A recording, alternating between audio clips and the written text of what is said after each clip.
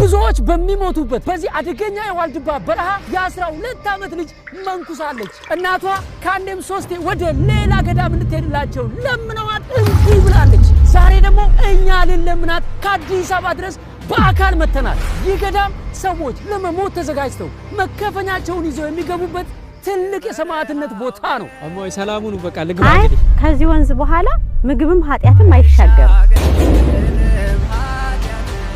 ልቅመሰው ቃሳ አሞትና አይቀርብ እንደማቀማሰው ይቅርብኝ አባቴ። በዚህ 3 ቀን ውስጥ ካላገኘናት ቀጣዩ ጾም ይጀምራል።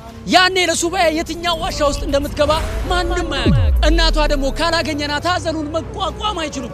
መነኮሳቱ ገዳሙን በእሳት ያነደዱበት ምክንያትስ ምንድነው? በዚህ ቪዲዮ መጨረሻ ግን በታዳጊዋ ምክንያት ገዳሙ ላይ የነበረውን የሞት ታሪክ የሚያስቀር ተአምር ይከሰታል። እኔ እኮ ማይ ውስጥ 3 ቀን ነው የምቆየው። ቢሆንም ቋርፍ የሚባል ምግብ አለ። ከዛ ውጭ እህል አይሻገርም። እና ይሄን ምን ላድርገው ማይ? እዚሁ ቁጭ አድርገው። ግን ኃጢያትም አይሻገርም ነው ያለው? አዎ ኃጢያት አይሻገርም። እንዴት?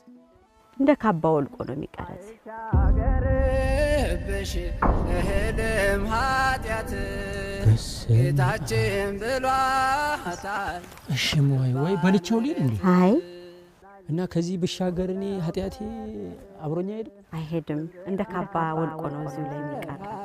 ከፍ አድርገህ በእጅህ ታምር ነው ገዳም ላይ ረድኤት በረከት ገበየ ልጆችህ በገዳም ውስጥ ያሉ የሥጋ ፈውስ አገኛለሁ ብሎ የሚመጣበት አይደለም። ዋልድባ ደዌ ተቀብዬ መከራ ተቀብዬ ክብር አገኛለሁ ተብሎ የሚመጣበት እንደ ካባ ወልቆ ነው እዚሁ ላይ የሚቀረው።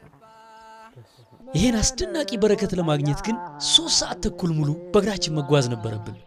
ያው ዋልድባ ገዳም ሲባል ብዙዎቻችን ከልጅነታችን ጀምሮ እየሰማን እየጓጓን እየተመኘን ያደግንበት ገዳም ነው። በጣም ሩቅ እንደሆነ ይነገራል። ከአዲስ አበባ 895 አካባቢ ኪሎ ሜትር ነው። በረሃ እንደሆነ ይነገራል። የእግር መንገዱ አሁን ከ1 ሰዓት ተኩል እስከ 2 ሰዓት ይፈጃል።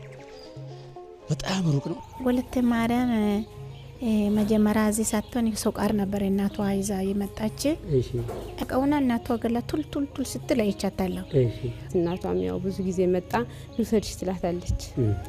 እኔ አልሄድም ነው የምትለው፣ ሸሽጉኝ ነው የምትለው። እርግጥ እማሆይ ወለተ ማርያምን አሳምኖ ከዚህ ገዳም እንዲወጡ ለማድረግ ቀላል እንዳልሆነ እናታቸው ነግረውኛል። ምክንያቱም ካንዴም 3 ሞክረውት ነበር።